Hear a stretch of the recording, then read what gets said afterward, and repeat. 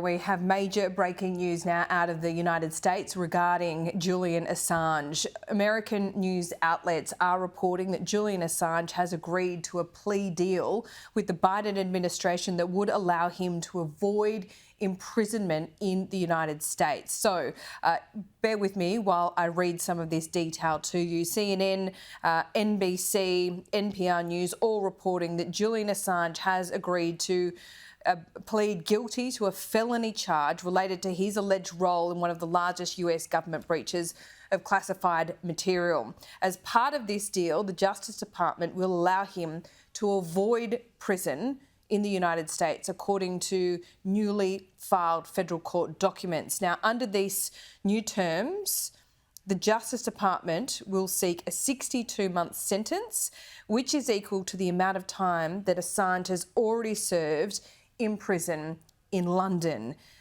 The deal would then credit that time served, allowing Assange to immediately return to Australia, his native country here, of course. Now, the catch is that this plea deal must still be approved by a federal judge. But this is a major development here, and I've just been sent a statement by a government spokesperson. It says, "We are aware Australian citizen Mr Julian Assange has legal proceedings scheduled in the United States.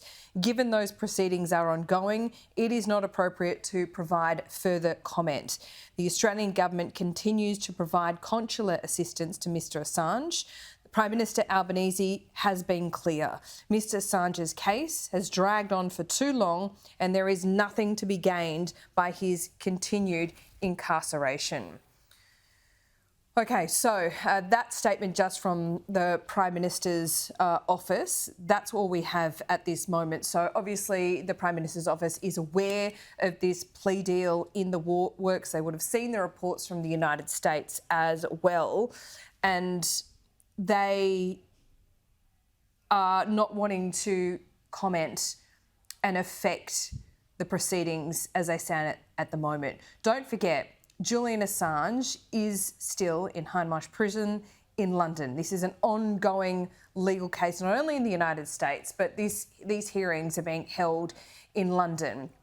The court essentially has said that they're not satisfied with the United States and freedom of speech aspects of this case, and therefore there has been an appeal and the extradition has not gone ahead. But this is a huge development, years in the making. I want to bring in Trudy McIntosh now. She's our reporter in Canberra.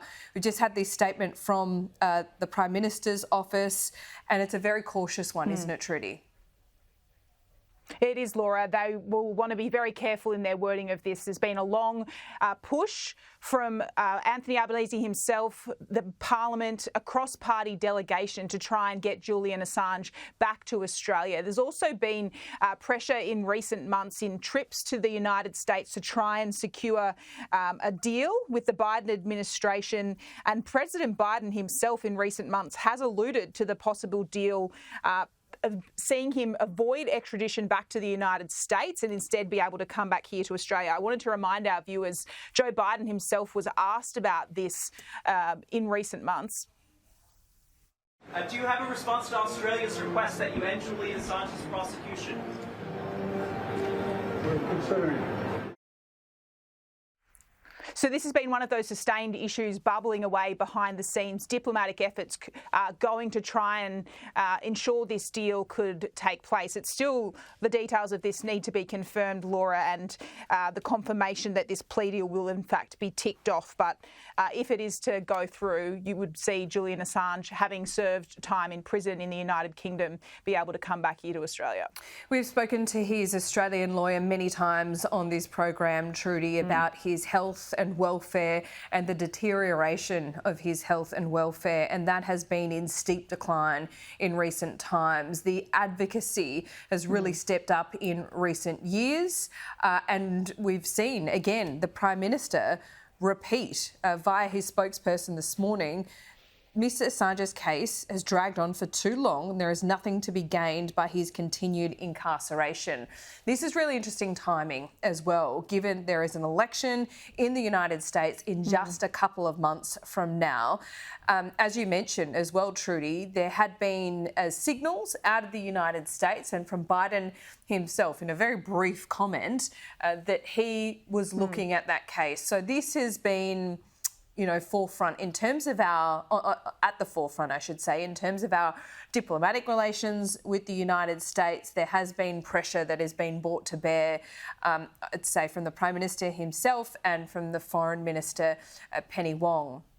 Now, it is very late in London, of course, so perhaps news of this is yet to filter through to his legal team, including Jennifer Robinson in London right now. But of course, he has family here in Australia. And this is the news, Trudy, and we have to be very cautious about it. This is the news that they've been waiting for many years. But we need to stress that this still needs to be approved by a judge.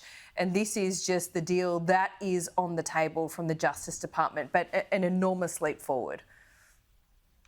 Yeah, an enormous leap forward, and the deal, on the face of it, looks to see the exact amount of time that they're saying he would have to serve as his sentence, 62 months, I believe, would be equal to the time that he has served in a British prison. And that is no coincidence, really, that this is about ensuring a diplomatic and legal way for him to leave prison in the United Kingdom, not then face that threat of extradition back to America, and he'll be able to come back home. As you say, though, this will be an incredibly big day for his family. They've been pushing publicly and privately for this outcome.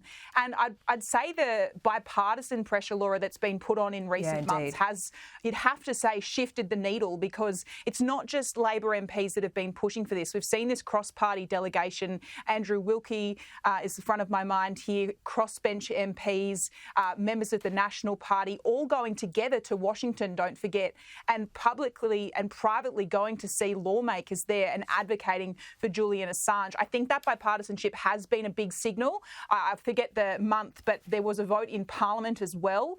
The will of the House of the Representatives here in Australia saying they believed it was time for Julian Assange to be able to come back home. So that has been instrumental in the public pressure campaign that we've seen. Trudy, this is the moment the news broke in the United States. This is how CNN reported it. Trump has implied he's a political prisoner, said that he would seriously considering pardoning him if he wins. How controversial is this Assange decision coming at this time from the Biden administration, given the fact, again, that what this goes back to is his role in one of the largest breaches of American classified material in history?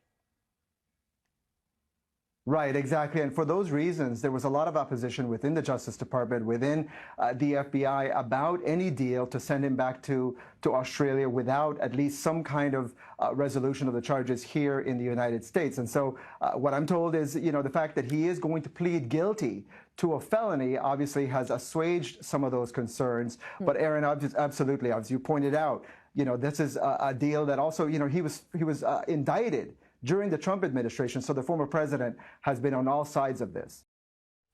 Yeah, sure, the largest data breach in American history, it absolutely was. But remember that Chelsea Manning was the operative, the insider, if you like, who leaked this information, downloaded it onto a disk and then leaked it to the Wikileaks founder, Julian Assange. And Chelsea Manning was pardoned a number of years ago now.